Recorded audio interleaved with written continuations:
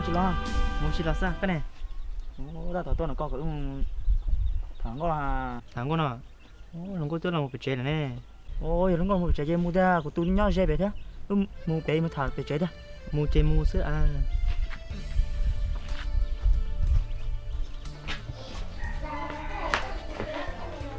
phải nhất chế à nhớ có phải nhất chế đó tôi à tôi rồi nó giống nào giống có thôi giống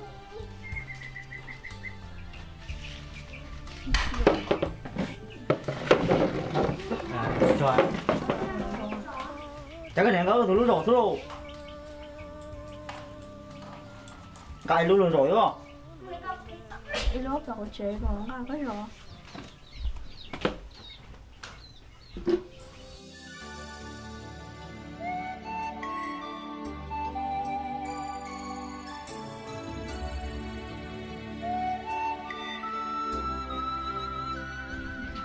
nhìn cho đi rồi đấy có thằng nào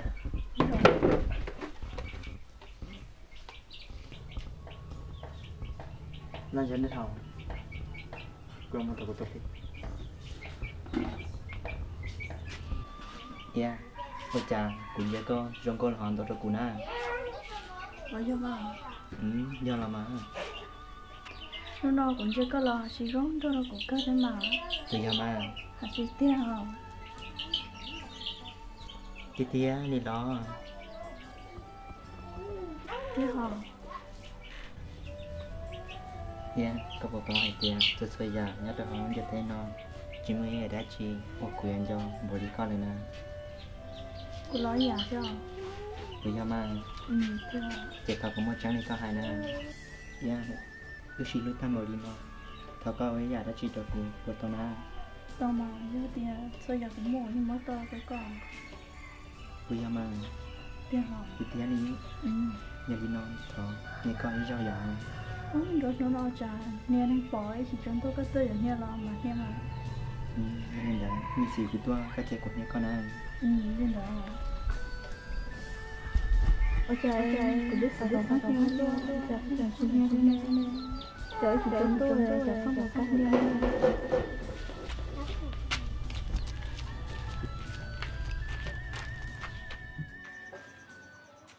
đi phải nhớ chuyện à có trong đó khi giờ chỉ té điều thế này nhau hò nè chị nhau xít lên nhau chị tiếp tới thế à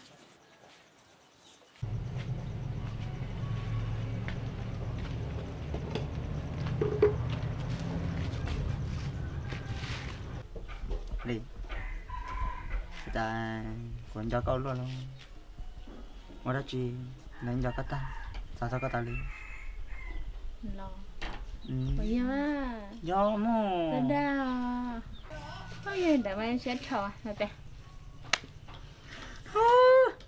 cho nên sẽ tệ chữ cáo nó giờ tôi nên sắp xuống chơi hay là chữ cáo không do em sẽ tệ là chữ cá sắp xuống chữ cáo giờ đi xem của nè chứ bây giờ cũng sắp xuống chữ cá là chữ than nha nè chị chưa là một của nè cái bóng em biết chị chưa vậy chị nha bây giờ có chỗ mấy cái tao lo có chuyện nó có chuyện cả cái ở nhà lo à cái chụp này chị cho phần này mình là chị những nó này bây giờ chỉ có cho thổ cái chị bố lo nè cho chẳng lo con rồi sao có mấy có bao của chơi sao đi do rồi cái mà bây giờ khởi cái gì ta lo đi ha đây sẽ khởi lo khởi chị ta kia đi wow chị ta là khởi mà ơi cái khởi chị ta sẽ khởi phải đâu chị khởi thế khăn nào của lên dây của thế khởi chị ta sao thế chả trong tôi chị cũng mà khởi ta kia bây giờ cũng mà cái khởi ta cái gì à bây giờ你要呀chị giao cho cái lên luôn cái sao nó có sao đưa sao là đây nữa hả chi mò cái nào tiếp vào tao xe thế gì ôi ơi đưa 你用呀 này bao nhiêu bao xe ta đấy không bây giờ chị mua tiếp khởi cái nó gì cái phải luôn à Em có được khởi sĩ ta của nè. Trên sao khởi?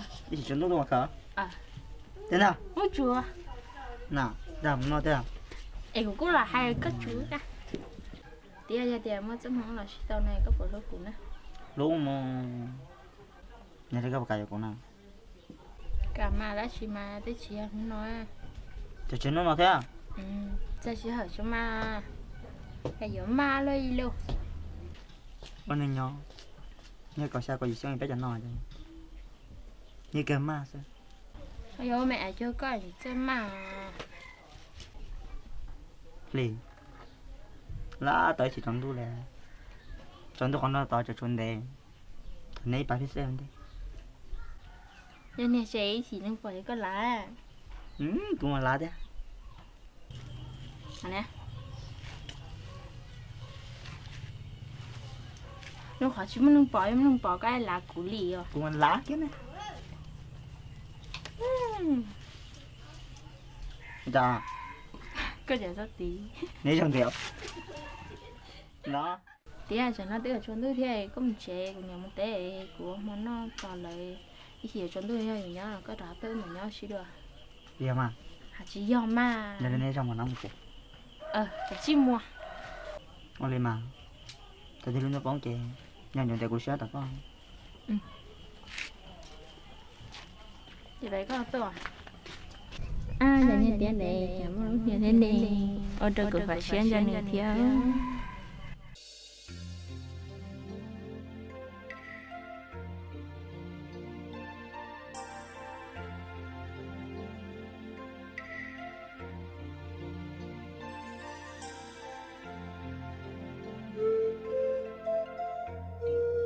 Không, đó là tới rồi phải no.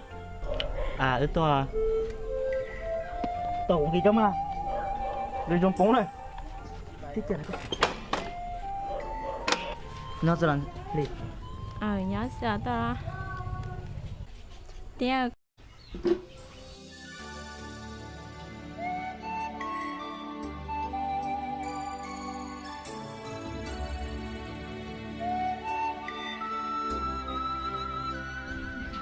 Nhìn cho lẹ rồi đấy có thằng này.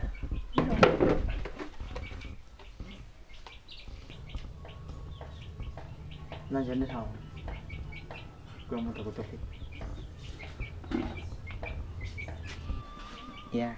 Bây giờ cũng giờ có trong con hoàn toàn của na. Nói cho bà. Do là mà.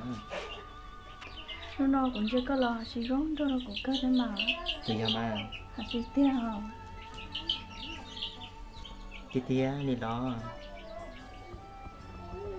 Tiếc không? Yeah, có bộ có hay tiền, tôi xây giờ nhớ được không giờ tên nó. Chỉ mới đã chi một quyền cho bố đi con này nè. Cô nói gì chứ? Bây giờ mà. Tiếc không? Chị có một trắng này có hai nè. Yeah, cứ chỉ lúc tham mồi đi mà. Thảo có ấy giờ đã chi cho của tôi.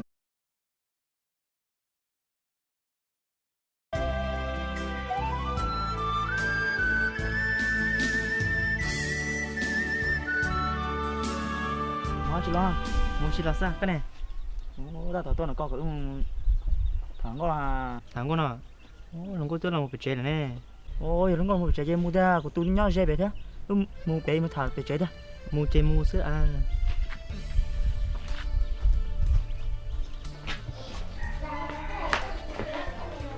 phải nhất chế à nhớ có phải nhất chế đó thả tôi à Đó là cái đó. tôi rồi nó giống nào Đồng có thế đó.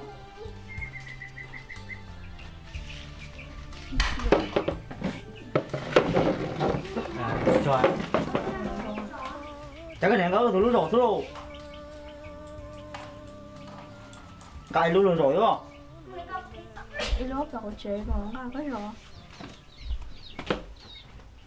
còn cho câu luôn mà đã chi nên cho cái ta sao cái ta đi Lo. Bây giờ mà. do mà Đa. Có gì để mà sẽ thở rồi bé. tôi nên sẽ để cho nó giờ tôi nên sắp xuống chơi hay là cho cáo 呀，哟，em sao đây là chưa cá sao phải chưa cá ô. 你这喜欢过年不吃？ Bây giờ cũng sao phải chưa cá là chỉ than nha nè. 吃了么过年再包。 Em biết chị chưa vậy chị nha. Chị nha. Bây giờ có chỗ mấy cái đó là cái gì nó có chưa cá cái ở chả lo à. 这就是那些照片里面那些人拿的。 Bây giờ chỉ có trâu thổ cái chỉ bố lo nè, cho xong lo con là. Sao có mấy có bao củ trơ sao? Lì, giờ rồi, cái mà. Bây giờ khởi cái gì ta lo đi ha.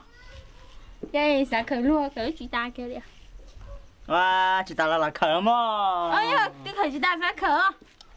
Ơ, phải đâu chị khởi thế? Khá là của lên xe của thế khởi chị ta sao? Thế chả trong tôi chị mà khởi cả ta chứ.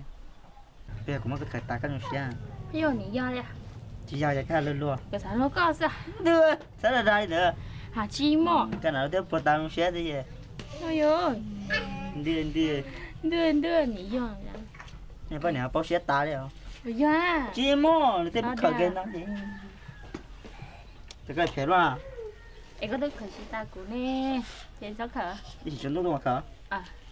Thế nào? Ôi chúa. Nào, làm nó thế nào? Em cũng là hai cái chú cả.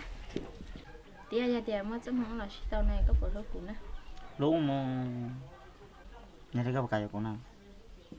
Cả mà đã chỉ mà tới chị không nói. Cho chuyện nó thế à? Ừ, giờ chỉ hỏi cho mà cái gì mà lấy luôn. Con này nhỏ, như có sao có gì xong bé chẳng nói chứ? Như cái ma sao? Ôi dồi mẹ cho coi gì chứ mà. Tao mà như tiền sao giờ cũng mua nhưng mà tao cái con bây giờ mà tiền họ thì tiền đi nhà đi non thọ nhà con đi rau dọn không được nó trả nè đang bỏ chỉ trong tôi có tư ở nè lo mà nè mà nên là mình chỉ cái tua cái chế của nhà con này nên đó ok cũng biết sao không phát nè luôn chả chỉ nè nè chả chỉ trong tôi là chả không có phát nè.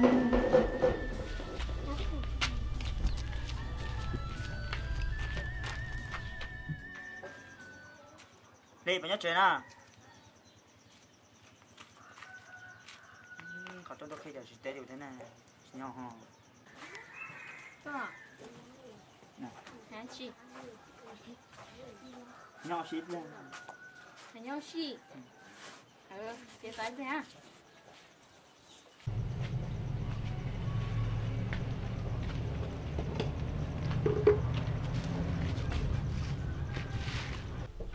Đi.